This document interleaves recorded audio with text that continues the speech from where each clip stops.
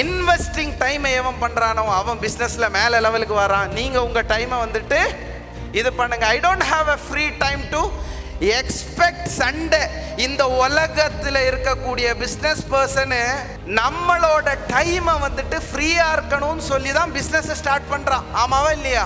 ஆனால் இவன் தான் காலையில் கும்பிடு போடுறான், இவன் தான் காலையில் ஷட்டர் ஓப்பன் பண்ணுறான், இவன் தான் எம்ப்ளாயிஸ் பண்ணுறான், எல்லாமே இவன். நைட்டு க்ளோஸ் பண்ணி 11 மணிக்கு தூங்க போகும்போதும் யாரு தான்? இவன் தான். ஈவன் சண்டே கூட ஒரு பொண்டாட்டி ஒரு இதுக்கு கூப்பிட்டா என்ன சொல்லுவோம்? ஏண்டி முக்கியமான வேலை இருக்கு, இன்னைக்கு ஒரு சப்ளையர் வரான் அப்படின்னு ஒரு பிஸி. நமக்கு நானே பிஸியாக இருக்கக்கூடிய பர்சன் எல்லாம் என்ன போட்டுடலாம்? 3 மார்க்கை போடுங்க.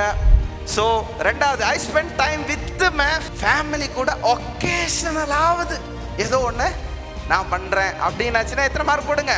5 போடுங்க.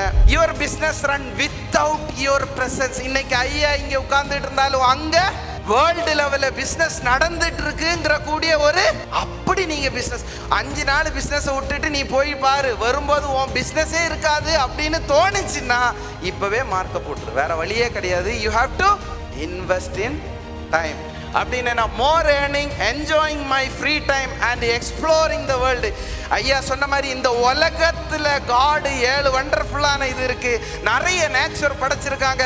வேர்ல்டு மொத்தமாக நான் பார்த்து முடிப்பேன், நல்லா நான் சம்பாதிப்பேன், என் டைம் எனக்காக வேண்டி நான் ஸ்பெண்ட் பண்ணுவேன் அப்படின்னாச்சுன்னா 9 மார்க் போடுங்க.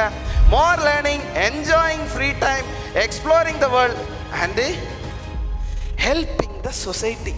என்னோட ஒரு டைமில் சில பேர் 60 வயசு வரைக்கும் நான் சம்பாதிப்பேன், அதுக்கப்புறம் ஏன் சம்பாதியத்தில் இத்தனை % சொசைட்டிக்கு தான், மீதி டைமை மாற்றி வைப்பேன் அப்படின்னாச்சுன்னா எத்தனை போடுங்க?